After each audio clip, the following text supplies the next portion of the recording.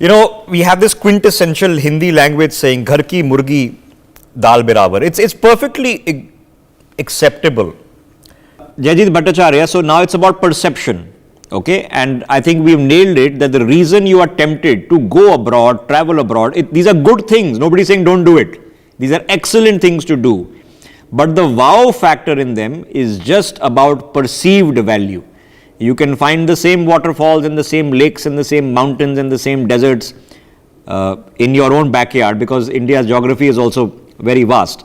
So in terms of perceived value, in terms of the coolness factor, in terms of the brand equity of Shadi in India, where are we headed?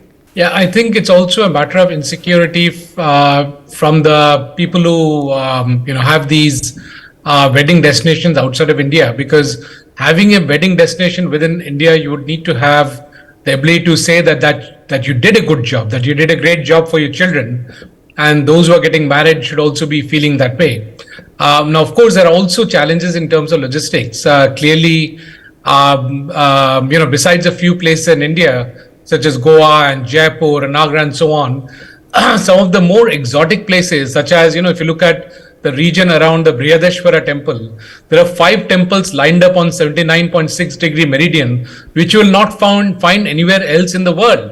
So imagine having 5 programs on the 5 temples, which all represent recording in progress, which represent Agni, Vayu, Apa, and so on, would be absolutely out of the world, which you will not find anywhere else in the world.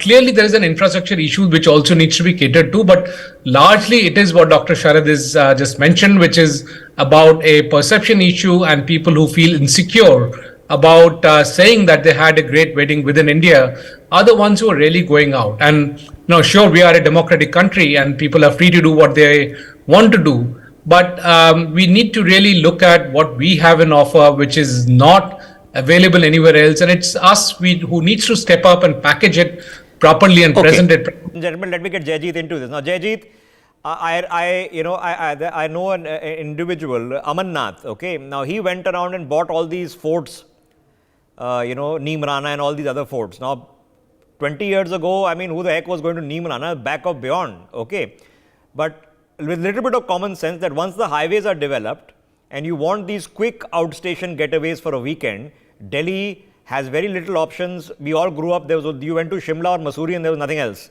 Okay, because Kullu Manali, everything was 12 hours, 14 hours by car. So the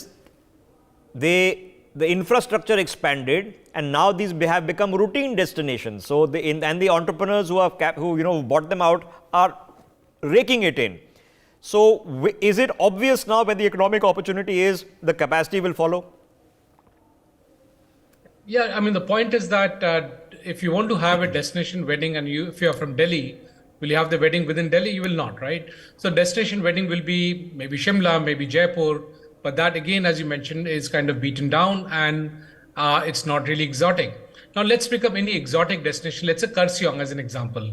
The biggest hotel in Kurseong has got only 72 rooms, run by one of the Tata companies. The second biggest hotel has got 34 rooms. Clearly, infrastructure is a bottleneck.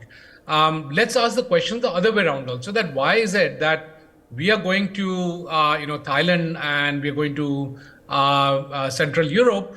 Why are the Europeans or the Thais not coming to India for their foreign destination wedding?